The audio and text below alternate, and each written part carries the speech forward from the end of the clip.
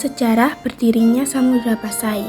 Kerajaan Samudra Pasai merupakan kerajaan Islam pertama yang muncul di Nusantara. Kerajaan ini didirikan oleh Meurahsilu pada tahun 1267 Masehi.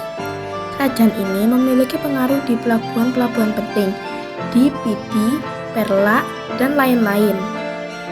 Daftar nama Raja Kerajaan Samudra Pasai yaitu yang pertama, Sultan Malikul Saleh, Sultan Muhammad Malikul Zahir, Sultan Mahmud Malik Az-Zahir, Sultan Malik Az-Zahir, Sultan Ahmad Malik Az-Zahir, Sultan Zain Al-Abidin Malik Az-Zahir, Sultanah Nahrasyah, Sultan Salah ad-Din, Sultan Abu Zaid Malik Az-Zahir, Sultan Mahmud Malik Az-Zahir, Sultan Zain Al-Abidin, Sultan Abdullah Malik Az-Zahir, dan yang terakhir Sultan Zain Al-Abidin. Bidang sosial Kerajaan Samudra Pasai. Kehidupan sosial di Kerajaan Samudra Pasai sangat dipengaruhi oleh agama Islam. Banyak orang Aceh memperhatikan ajaran Islam dalam kehidupan sehari-hari, dan masyarakat sangat menghormati para ulama dan memandang mereka sebagai pemimpin spiritual. Di Pasai, fokus masyarakat adalah belajar agama, dan bahasa yang digunakan adalah Arab, Parsi, dan Jawi. Banyak guru di Pasai mengarang kitab berbahasa Jawi yang kemudian diajarkan oleh para ulama di daerah mereka masing-masing. Bahasa Jawi inilah yang digunakan para ulama yang kembali menuntut ilmu dari Pasai. Kerajaan Samudra Pasai juga merupakan pusat perkembangan agama Islam. Bidang ekonomi Samudra Pasai. Yang pertama, ada perdagangan. Samudra Pasai adalah pusat perdagangan utama, terutama dalam perdagangan rempah-rempah, beras, dan barang-barang mewah seperti sutra dan emas. Kerajaan ini berperan sebagai perantara antara pedagang dari Cina, India, dan wilayah lain. Yang kedua, ada pertanian. Selain perdagangan, pertanian juga merupakan sektor penting dalam ekonomi mereka, dengan produksi beras sebagai salah satu komoditas utama. Yang ketiga, ada perikanan. Lokasi pesisir kerajaan ini mendukung industri perikanan yang menyediakan sumber daya makanan penting dan bahan perdagangan. Yang keempat, kerajinan dan industri lokal. Kerajaan ini juga terlibat dalam kerajinan tangan dan produksi barang-barang lokal yang diperdagangkan di pasar domestik dan internasional. Dan yang terakhir, kegiatan ekonomi yang kuat ini menjadikan Samudra Pasai sebagai salah satu kerajaan yang signifikan dalam sejarah perdagangan maritim Asia Tenggara. Bidang politik Samudra Pasai. Kerajaan Samudra Pasai diperintah oleh seorang penguasa bergelar sultan, dibantu oleh seorang patih bergelar amir. Sebenarnya, tidak banyak sumber sejarah tentang kerajaan Islam. Hanya ada catatan perjalanan Marco Polo yang menyebutkan bahwa Raja Samudra Pasai bergelar sultan. Marco Polo sendiri merupakan seorang musafir asal Venetia, Italia yang datang pada tahun 1292. Setelah Sultan Malik Al-Saleh wafat, posisinya digantikan oleh Sultan Muhammad yang merupakan keturunannya. Sultan Muhammad bergelar Sultan Malik At-Tahir I. Selanjutnya, penerus Sultan Muhammad adalah Sultan Ahmad yang bergelar Sultan Malik At-Tahir II. Pada masa ini, pemerintahan Kerajaan Samudra Pasai mengalami perkembangan pesat dan terus menjalin hubungan dengan kerajaan-kerajaan Islam di Arabia dan India. Sedangkan dari catatan kunjungan Ibnu Battuta, utusan Sultan Delhi pada tahun 1345, diketahui bahwa Laut Pasai merupakan pelabuhan penting dengan istana yang ditata ala India dengan patih. Sejarah berdirinya Kerajaan Malaka. Parameswara, anak dari Raja Sriwijaya di Palembang, mendirikan Kerajaan Malaka pada tahun 1402. Dia mendirikan kerajaan ini setelah melarikan diri dari kerajaan pasukan Majapahit. Parameswara menganut agama Islam dan merubah namanya menjadi Iskandar Syah, kemudian menjadikan kerajaan ini menjadi kerajaan Islam. Daftar nama Raja Kerajaan Malaka. Yang pertama, Parameswara. Yang kedua, Iskandar Syah. Yang ketiga, Muzaffar Syah. Yang keempat, Sultan Mansur Syah. Yang kelima, Sultan Alauddin Syah, dan yang terakhir Sultan Mahmud Syah. Bidang sosial Kerajaan Malaka. Sistem pemerintahan di Kerajaan Malaka adalah monarki, di mana otoritas tertinggi berada di tangan sultan. Sultan Iskandar Syah menikahi seorang putri dari kerajaan Samudra Pasai di Aceh. Langkah ini merupakan perkawinan politik agar ia dapat menjadi penguasa tunggal jalur perdagangan di Selat Malaka. Penguasaan atas Selat Malaka membuat banyak pedagang Muslim dari Arab, Persia, India, dan Nusantara berdatangan ke Malaka. Kerajaan Malaka pun dapat mencapai puncak kejayaan pada masa Sultan Mansur Shah. Pada masa pemerintahannya, Malaka menjadi pusat perdagangan dan penyebaran agama Islam di Asia Tenggara. Bidang ekonomi Kerajaan Malaka. Yang pertama, perdagangan. Malaka adalah salah satu pelabuhan perdagangan terpenting di dunia pada masa itu. Letaknya yang strategis di Selat Malaka menjadikannya sebagai titik transit utama antara India dan Cina. Kerajaan ini menjadi pusat perdagangan rempah-rempah, tekstil, dan barang-barang mewah lainnya. Yang kedua, perikanan. Lokasi pesisir kerajaan mendukung industri perikanan yang produktif, menyediakan sumber makanan yang penting bagi penduduk dan juga untuk diekspor. Yang ketiga, pertanian.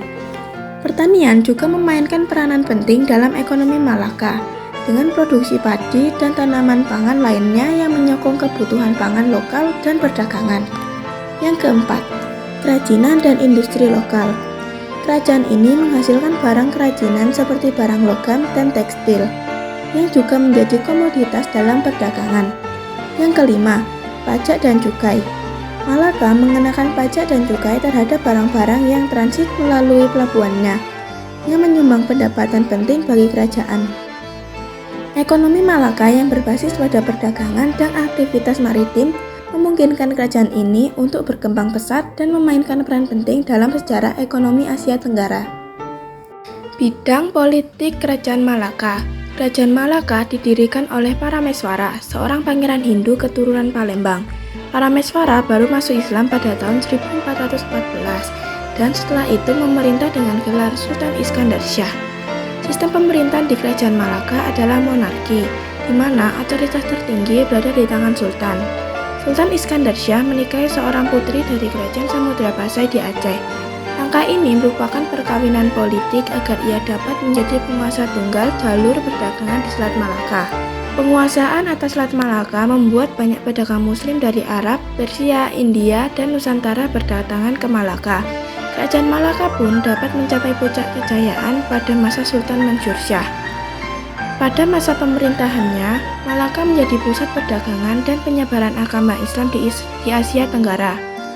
Sultan Mansur Shah juga melanjutkan ambisi pendahulunya dengan memperluas wilayah kekuasaannya. Di bawah kekuasaannya, Malaka berhasil menaklukkan Pahang, Kedah, Terengganu, dan sejumlah daerah di Sumatera.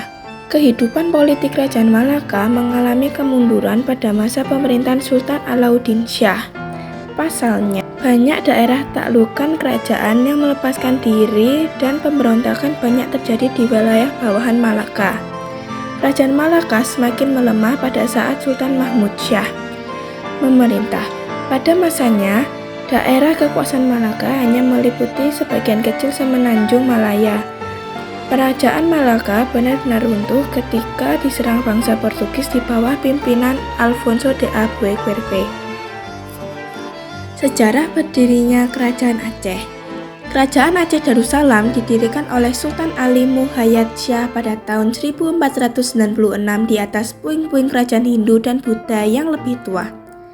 Seperti Kerajaan Indrapurba, Indrapurwa, Indrapartra, dan Indrapura. Awalnya, kerajaan berdiri di atas wilayah Kerajaan Lamuri, kemudian menundukkan dan menyatukan beberapa wilayah kerajaan sekitarnya, seperti Daya, Pedir, Lidi, dan Nakur. Pada tahun 1524, wilayah Pasai dan Aru juga menjadi bagian dari Kedaulatan Kesultanan Aceh. Daftar nama Raja Kerajaan Aceh. Yang pertama, Sultan Ali Muhayyad Shah. Yang kedua, Sultan Salahuddin. Yang ketiga, Sultan Alauddin Riayat Shah Al-Kahar. Yang keempat, Sultan Hussein Ali Riayat Shah. Yang kelima, Sultan Muda. Yang keenam, Sultan Sri Alam. Yang ketujuh, Sultan Zain Al-Abidin. Yang kedelapan, Sultan Ala Al-Adin Mansur Shah. Yang kesembilan, Sultan Boyong. Yang kesepuluh, Sultan Ala al-Din Riayat Shah Syed Al-Mukammil.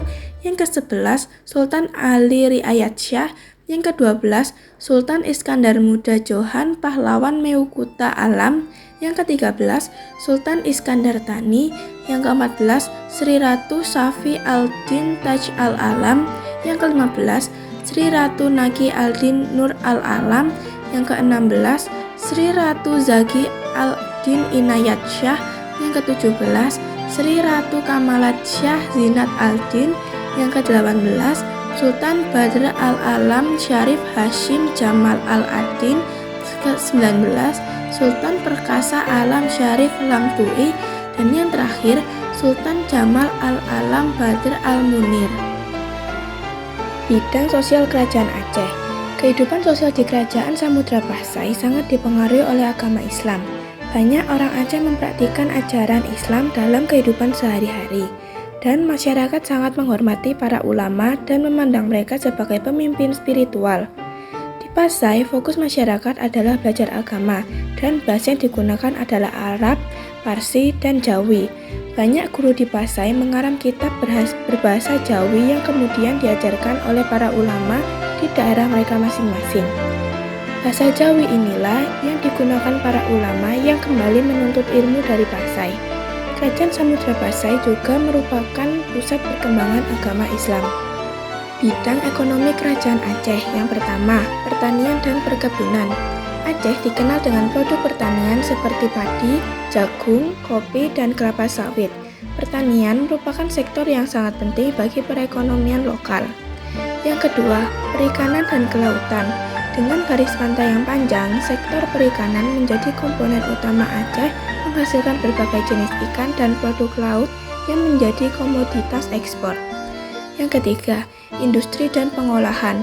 Ada pengembangan industri pengolahan hasil pertanian dan perikanan, industri pengolahan kopi, minyak kelapa sawit, dan produk olahan ikan adalah beberapa contohnya. Yang keempat, pariwisata. Aceh memiliki potensi pariwisata yang menarik, seperti pantai, pegunungan, dan situs sejarah. Pengembangan sektor ini berfokus pada peningkatan infrastruktur dan promosi destinasi wisata. Yang kelima, perdagangan dan jasa. Perkembangan lokal dan layanan jasa seperti pendidikan dan kesehatan juga penting untuk mendukung perekonomian Aceh. Kebijakan ekonomi di Aceh seringkali berfokus pada pemulihan dan pembangunan pasca bencana serta pengembangan potensi lokal untuk meningkatkan kesejahteraan masyarakat. Bidang politik Kerajaan Aceh. Kehidupan politik Kerajaan Aceh dipimpin oleh seorang sultan atau bisa disebut juga dengan raja. Lalu, untuk sistem pemerintahannya, Kerajaan Aceh menerapkan sistem monarki atau dari garis keturunan. Pada masa berdirinya Kerajaan Aceh, awalnya berada di Gampong Pandemi, lalu dipindahkan ke Darut Dunia. Lalu, ibu kota Kerajaan Aceh berada di Bandar Aceh Darussalam, tetapi dipindahkan ke rumah pada tahun 1873.